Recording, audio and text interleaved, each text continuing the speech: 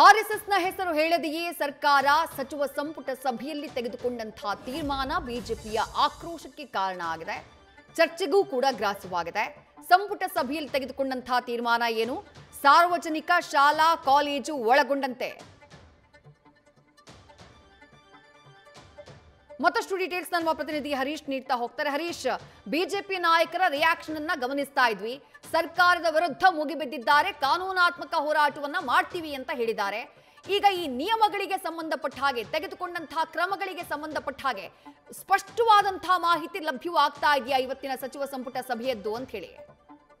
ವಿದೇಶಿ ಬಹಳ ಮುಖ್ಯವಾಗಿರುವಂತದ್ದು ನೇರವಾಗಿ RSS ಕಾರ್ಯಚಟುವಟಿಕೆ ಅನ್ನುವುದಕ್ಕಿಂತಲೂ ಯಾವುದೇ ಖಾಸಗಿ ಸಂಘ ಸಂಸ್ಥೆಗಳು ಅಥವಾ ಯಾವುದಾದ್ರೂ ಒಂದು ಪ್ರಮುಖವಾಗಿ ಒಂದು ಸಂಘಟನೆ ಆಗಿರ್ಬೋದು, ಸೊ ಯಾರೂ ಕೂಡ ಅದನ್ನ ಒಂದು ಅನುಮತಿ ಪಡೆದು ಕಡ್ಡಾಯವಾಗಿ ನಂತರ ಕಾರ್ಯಚಟುವಟಿಕೆ ನಡೆಸಬೇಕು ಅನ್ನುವಂಥ ಸ್ಪಷ್ಟ ಒಂದು ತೀರ್ಮಾನವನ್ನ ಇವತ್ತು ನಡೆದಂತ ಸಚಿವ ಸಂಪುಟದಲ್ಲಿ ಕೈಗೊಂಡಿರುವಂತದ್ದು.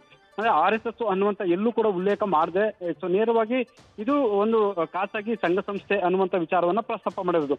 ಈ ಮೂಲಕ RSSಗೂ ಕೂಡ ಅಂಕುಶ ಹಾಕುವಂತ ಒಂದು ಪ್ರಯತ್ನ ಸರ್ಕಾರದಿಂದ ಆಗಿದೆ ಅನ್ನುವಂಥ ಸ್ಪಷ್ಟವಾಗಿ ಗೊತ್ತಾಗ್ತಿದೆ. ಸೊ ಇನ್ನು ಮುಂದಿನ ದಿನಗಳಲ್ಲಿ ಅಂದ್ರೆ ಕಳೆದ 2013ರಲ್ಲಿ ಕೂಡ ಬಿಜೆಪಿ ಸರ್ಕಾರದ ಅವಧಿಯಲ್ಲಿ ಒಂದು ಸ್ಪಷ್ಟ ತೀರ್ಮಾನವನ್ನು ಕೂಡ ಕೈಗೊಳ್ಳಲಾಗಿತ್ತು. ಸರ್ಕಾರಿ ಶಾಲಾ ಆವರಣ ಮತ್ತೆ ಮೈದಾನದಲ್ಲಿ ಸೊ ಯಾರು ಕೂಡ ಖಾಸಗಿಯಾಗಿ ಒಂದು ಕಾರ್ಯಚಟುವಟಿಕೆ ನಡೆಸಂಗಿರ್ಲಿಲ್ಲ. ಒಂದು ವೇಳೆ ನಡೆಸೋದಾದ್ರೆ ಅನುಮತಿಯನ್ನು ಪಡಬೇಕು ಅನ್ನುವಂತ ಸ್ಪಷ್ಟ ಆದೇಶವನ್ನ, ಸುತ್ತೋಲೆಯನ್ನ ಅಂದಿನ ಒಂದು ಶಿಕ್ಷಣ ಇಲಾಖೆ ಹೊರಡಿಸಿತ್ತು. ಸೊ ಅದನ್ನೇ ಅಸ್ತ್ರವನ್ನಾಗಿ ಬಳಸಿಕೊಂಡಂತಹ ಕಾಂಗ್ರೆಸ್ ಸರ್ಕಾರ ಈಗ ನೇರವಾಗಿ ಅದನ್ನೇ ಪ್ರಮುಖವಾಗಿ ಉಲ್ಲೇಖ ಮಾಡುವ ಮೂಲಕ ಈಗ ಈ ಒಂದು ತೀರ್ಮಾನವನ್ನ ಕೈಗೊಂಡಿದೆ. ಸೊ ಬಹಳ ಮುಖ್ಯವಾಗಿರುವಂತದ್ದು, ಈಗ ಎಲ್ಲೇ ಸರ್ಕಾರಿ ಶಾಲೆ ಆಗಿರ್ಬೋದು, ಆವರಣ ಆಗಿರ್ಬೋದು, ಮತ್ತೆ ಮೈದಾನ ಆಗಿರ್ಬೋದು, ಮತ್ತೆ ಸಾರ್ವಜನಿಕ ಸ್ಥಳಗಳಲ್ಲಿ ಎಲ್ಲೇ ಯಾವುದೇ ಸ್ಥಳದಲ್ಲಾದ್ರೂ ಕೂಡ ಅಂದ್ರೆ ಸರ್ಕಾರಿ ಶಾಲೆ, ಸರ್ಕಾರಿ ಅನುದಾನಿತ ಶಾಲೆಗಳ ವ್ಯಾಪ್ತಿಯಲ್ಲೂ ಕೂಡ ಇದು ಅನ್ವಯ ಆಗುವಂತ ನಿಟ್ಟಿನಲ್ಲಿ ಕೂಡ ತೀರ್ಮಾನ ಕೈಗೊಂಡಿದ್ದಾರೆ ಅಂತ ಹೇಳಲಾಗ್ತಿದೆ. ಹಾಗಾಗಿ ಮುಂದಿನ ದಿನಗಳಲ್ಲಿ ಸೊ ಯಾವುದೇ ಕಾರ್ಯಚಟುವಟಿಕೆ ನಡೆಸಬೇಕಾದ್ರೆ ಅನುಮತಿ ಕಡ್ಡಾಯ ಆಗಿದೆ ಅನ್ನುವಂಥದ್ದು ಕೂಡ ಈಗ ತೀರ್ಮಾನ ಆಗಿದೆ. ಈ ಹಿನ್ನೆಲೆಯಲ್ಲಿ ಇದು ರಾಜಕೀಯ ಸ್ವರೂಪವನ್ನು ಕೂಡ ಈಗ ಪಡ್ಕೊಂಡಿದೆ. ನೇರವಾಗಿ ಆಡಳಿತಾರೂಢ ಕಾಂಗ್ರೆಸ್ ವಿರುದ್ಧ ಪ್ರತಿಪಕ್ಷ ಬಿಜೆಪಿ ಮುಗಿಬಿದ್ದಿದೆ. ಒಂದು ಹಂತದಲ್ಲಿ ಮೈತ್ರಿ ಪಕ್ಷ JDS ಕೂಡ ಬಿಜೆಪಿಗೆ ಸಪೋರ್ಟ್ ಅನ್ನ ಮಾಡಿ ಸೊ ಈಗ ಆಕ್ರೋಶವನ್ನ ಕೂಡ ಹೊರಹಾಕಿರುವಂತದ್ದು. ಇದೆಲ್ಲವೂ ಕೂಡ ಒಂದು ಸಮುದಾಯದ ಓಲೈಕೆ ಕಾರಣಕ್ಕಾಗಿ ಈ ರೀತಿಯ ಕ್ರಮವನ್ನ ಕೈಗೊಳ್ತಿದೆ ಸರ್ಕಾರ ಅನ್ನುವಂಥ ಆಕ್ರೋಶವನ್ನು ಹೊರಹಾಕ್ತಿದ್ದಾರೆ. ಇದ್ರ ವಿರುದ್ಧ ಹೋರಾಟ ಮಾಡುವಂತ ನಿಟ್ಟಿನಲ್ಲಿ ಕೂಡ ಬಿಜೆಪಿ ಈಗ ತೀರ್ಮಾನ ಮಾಡಿದೆ. ಸೊ ಮುಂದೆ ನಮ್ಮ ಸರ್ಕಾರ ಬಂದ್ರೆ ಇದನ್ನ ತೆಗೆದಾಕ್ತೀವಿ ಅನ್ನುವಂಥ ಎಚ್ಚರಿಕೆಯನ್ನ ಕೂಡ ಕೊಟ್ಟಿರುವಂತದ್ದು. ಹಾಗಾಗಿ ಇದು ಸದ್ಯಕ್ಕೆ ರಾಜಕೀಯ ಸ್ವರೂಪ ಪಡ್ಕೊಂಡಿದೆ. ಮುಂದೆ ಯಾವ ರೀತಿಯಲ್ಲಿ ಯಾವ ಘಟ್ಟಕ್ಕೆ ತಲುಪುತ್ತೆ ಅನ್ನುವಂಥದ್ದು ಕೂಡ ಸಾಕಷ್ಟು ಕುತೂಹಲಕ್ಕೆ ಎಡೆ ಮಾಡಿಕೊಟ್ಟಿದೆ. ವಿದ್ಯಾಶ್ರೀ, ಥ್ಯಾಂಕ್ ಯು ಹರೀಶ್ ತಮ್ಮೆಲ್ಲ ಡೀಟೇಲ್ಸ್ಗೆ. ಸಾರ್ವಜನಿಕ ಶಾಲಾ ಕಾಲೇಜು ಒಳಗೊಂಡಂತೆ ಸರ್ಕಾರಿ ಸ್ಥಳಗಳಲ್ಲಿ NGO ಅಥವಾ ಸಂಸ್ಥೆಗಳು ಯಾವುದೇ ಚಟುವಟಿಕೆಯನ್ನ ಮಾಡೋಕೆ ಅನುಮತಿಯನ್ನ ಪಡೆದು ಮಾಡಬೇಕು ಅನ್ನುವುದನ್ನ ಕಡ್ಡಾಯಗೊಳಿಸುವುದಕ್ಕೆ ಇವತ್ತಿನ ಸಚಿವ ಸಂಪುಟ ಸಭೆಯಲ್ಲಿ ರಾಜ್ಯ ಸರ್ಕಾರ ತೀರ್ಮಾನವನ್ನ ತೆಗೆದುಕೊಂಡಿದೆ.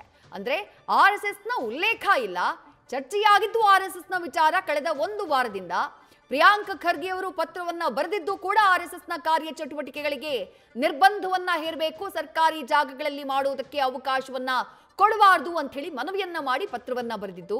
ಒಂದು ವಾರಗಳ ಕಾಲ ಚರ್ಚೆಯಾಗಿದ್ದು ಕೂಡ ಇದೇ ವಿಚಾರವೇ.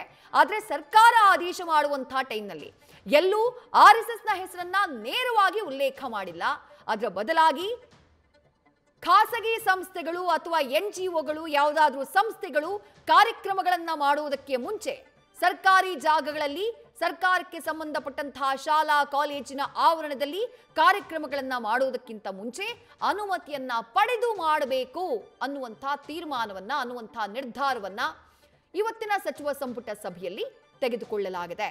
ಸರ್ಕಾರದ ಈ ತೀರ್ಮಾನ ಸದ್ಯ ಸಾಕಷ್ಟು ಚರ್ಚೆಗೆ ಗ್ರಾಸವಾಗಿದೆ. ವಿಪಕ್ಷ ನಾಯಕರು ಮಾತನಾಡಿದ್ರು, ಆರ್ ಅಶೋಕ್ ಅವರು ಮಾತನಾಡಿದ್ರು, ಸುರೇಶ್ ಕುಮಾರ್ ಅವರು ಮಾತನಾಡಿದ್ರು, ತೀವ್ರ ಆಕ್ರೋಶವನ್ನ ವ್ಯಕ್ತಪಡಿಸಿದ್ದಾರೆ.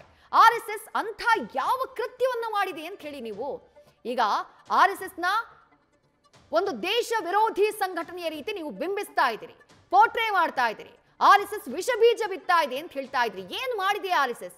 ಅದನ್ನ ನೇರವಾಗಿ ಹೇಳ್ಬೇಕಲ್ಲ, ಸಾಕ್ಷಿ ಸಮೇತ ಮುಂದಿಡಬೇಕಲ್ಲ. RSSನ ಯಾವ ಶಾಖೆ ವಿಧ್ವಂಸಕ ಕೃತ್ಯದಲ್ಲಿ ತೊಡಗಿದೆ? ನಿಮ್ಮ ಹತ್ರ ಏನ್ ಸಾಕ್ಷಿ ಇದೆ? ಯಾವ ಪ್ರಕರಣದಲ್ಲಿ, ಅಂಥ ಯಾವ ಸಮಾಜ ವಿರೋಧಿ ಪ್ರಕರಣದಲ್ಲಿ RSS ಇನ್ವಾಲ್ವ್ ಆಗಿದೆ? ಅದನ್ನಾದ್ರೂ ಸರ್ಕಾರ ಹೇಳ್ಬೇಕಲ್ವಾ? ಅದು ಯಾವುದನ್ನೂ ಹೇಳ್ತಾ ಇಲ್ಲ. ಸರ್ಕಾರಕ್ಕೆ ಸಂಬಂಧಪಟ್ಟವರು ಸುಖಾಸುಮ್ಮನೆ ಆರೋಪವನ್ನ ಮಾಡ್ತಿದ್ದಾರೆ. ಆದ್ರೆ ಸರ್ಕಾರದ ಈ ಯಾವುದೇ ಪ್ರಯತ್ನಗಳು ಕೂಡ ಸಕ್ಸಸ್ ಆಗೋದಿಲ್ಲ. ನಮ್ಮನ್ನ ಹಿಡಿದಿಡುವಂಥ ಅಥವಾ ನಮ್ಮ ಮೇಲೆ ನಿರ್ಬಂಧವನ್ನ ಹೇರುವಂಥ ಅವರ ಪ್ರಯತ್ನ ಯಶಸ್ವಿಯಾಗೋದಿಲ್ಲ. ಇದನ್ನ ಕಾನೂನಾತ್ಮಕವಾಗಿ ನಾವು ಹೋರಾಟ ಮಾಡ್ತೀವಿ. ಇವರ ಯಾವುದೇ ಅಂಕುಶಗಳಿಗೆ ನಾವು ಬಗ್ಗೋದಿಲ್ಲ, ಜಗ್ಗೋದಿಲ್ಲ. ಇದು ಬಿಜೆಪಿ ನಾಯಕರು ಹೇಳಿದಂಥ ಬಹಳ ಸ್ಪಷ್ಟವಾದಂಥ ಮಾತು. ಕಳೆದ ಹೆಚ್ಚು ಕಮ್ಮಿ 1 ವಾರದಿಂದ, ಯಾವಾಗಿನಿಂದ RSSನ ಈ ಶತಮಾನೋತ್ಸವದ ಸಂಭ್ರಮ ಆರಂಭ ಆಯಿತೋ ಆಗಿನಿಂದ ಈ ಚರ್ಚೆಗಳು ನಡೀತಾನೆ ಇವೆ. RSSನವರ ಪಥಸಂಚಲನ, ಅವರ ಶಾಖೆ ಸಭೆಗಳ ಬಗ್ಗೆ ವಿರೋಧವನ್ನ ಮೊದಲು ನೇರವಾಗಿ ವ್ಯಕ್ತಪಡಿಸಿದ್ದೇ ಸಚಿವ ಪ್ರಿಯಾಂಕ್ ಖರ್ಗೆ ಅವರು. ನನ್ನ ಕೈನಲ್ಲಿ ಅಧಿಕಾರ ಇದ್ದಿದ್ರೆ. ನ್ಯೂಸ್ ಫಸ್ಟ್ ನಿರ್ಭೀತಿಯಿಂದ ನಿಮ್ಮ ಪರವಾಗಿ.